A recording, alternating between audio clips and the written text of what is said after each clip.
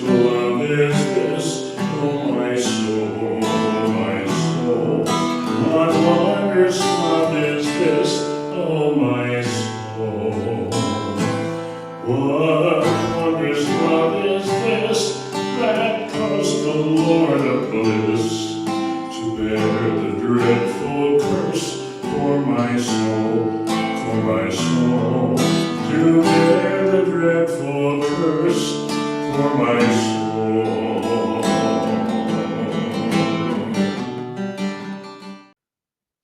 Hello, Pastor Gavin Whitcomb Sr. here from Moores Mountain Church, and in connection with the Boiling Point podcast, welcome to the Old Testament survey.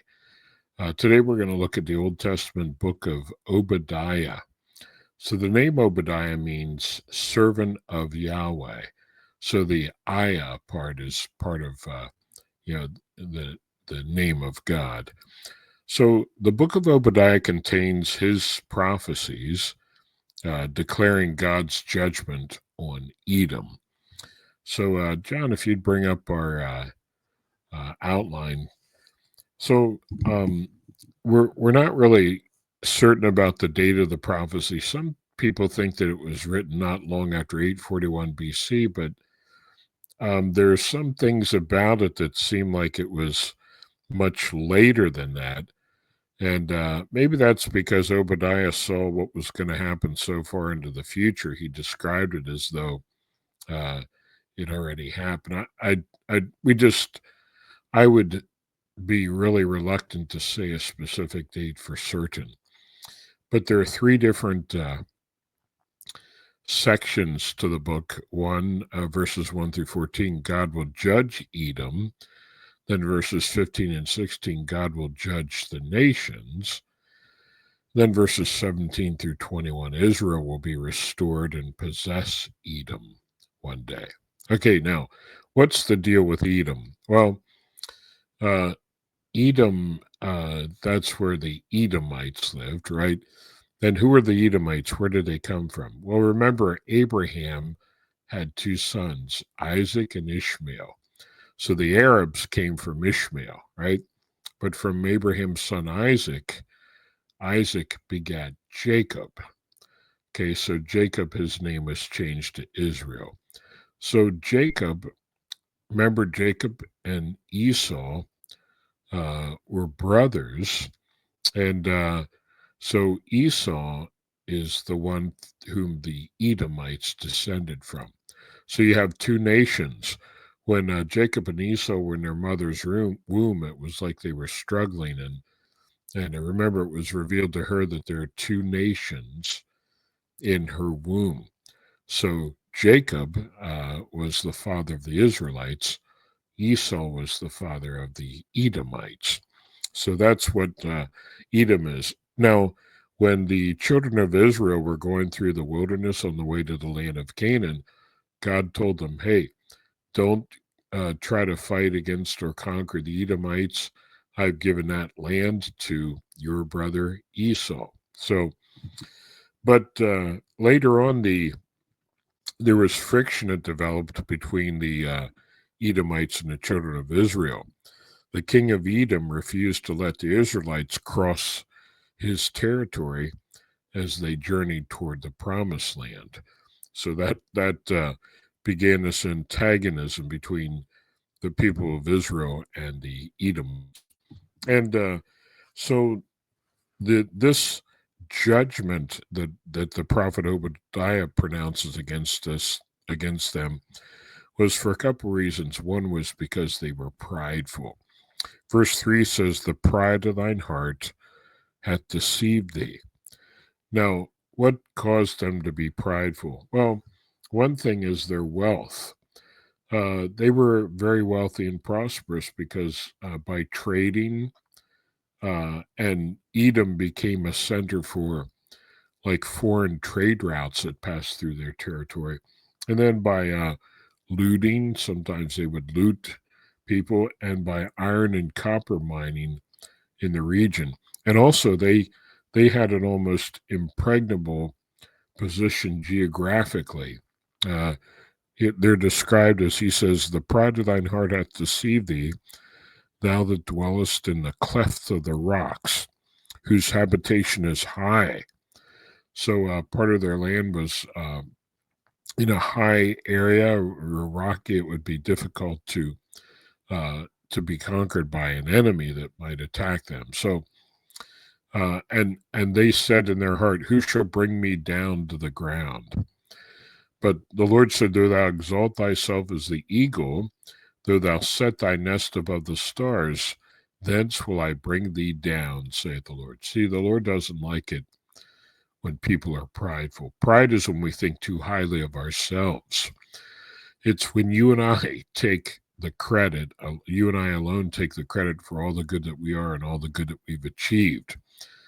And so when we think too highly of ourselves, we don't think highly enough of God or of other people.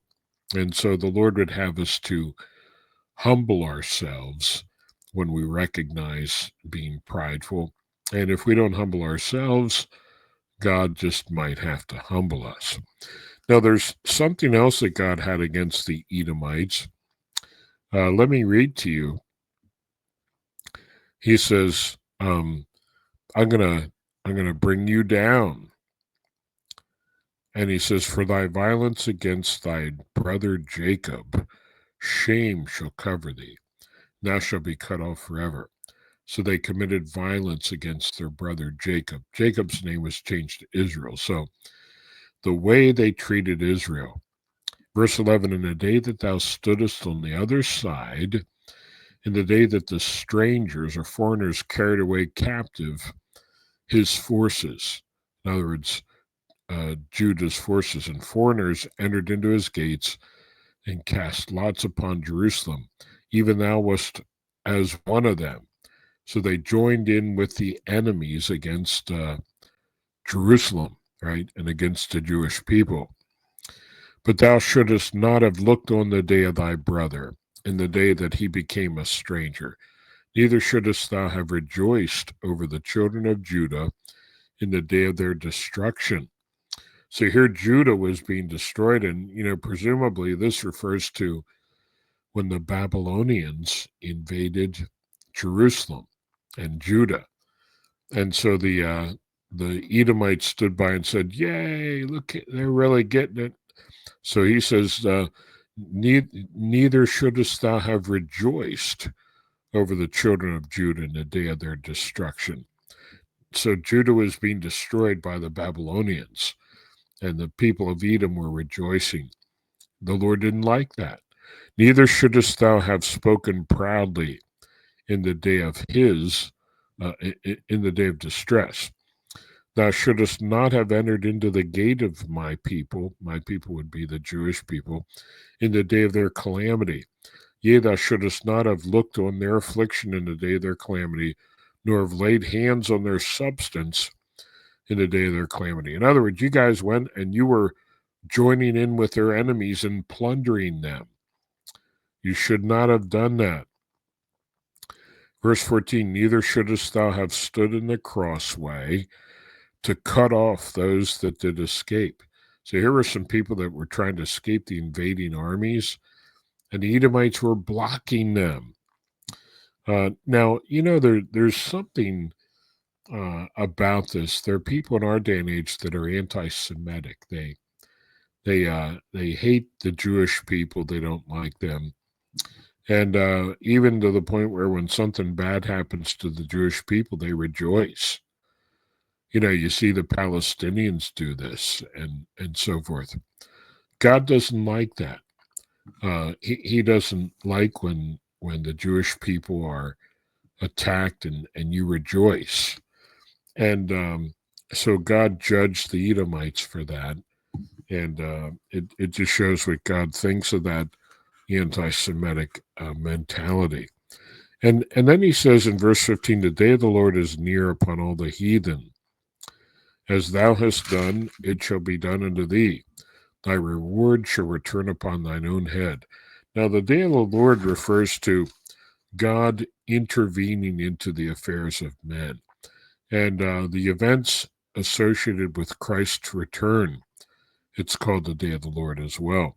And So God's judgment on Edom illustrates God's judgment that one day will come on all nations to rebel in arrogance against God.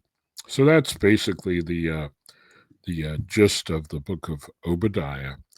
Judgment on Edom, judgment on the nations, but God ultimately will restore his people, and the people of Israel will be restored and possess Edom. So that's kind of the message.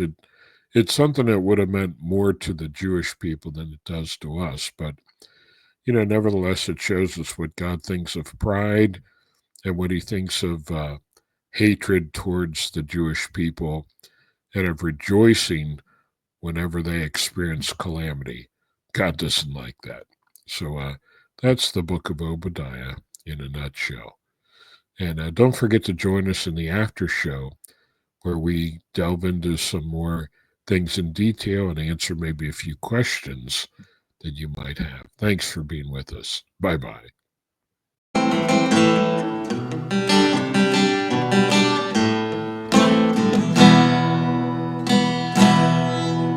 What wondrous love is this, oh my soul, oh my soul?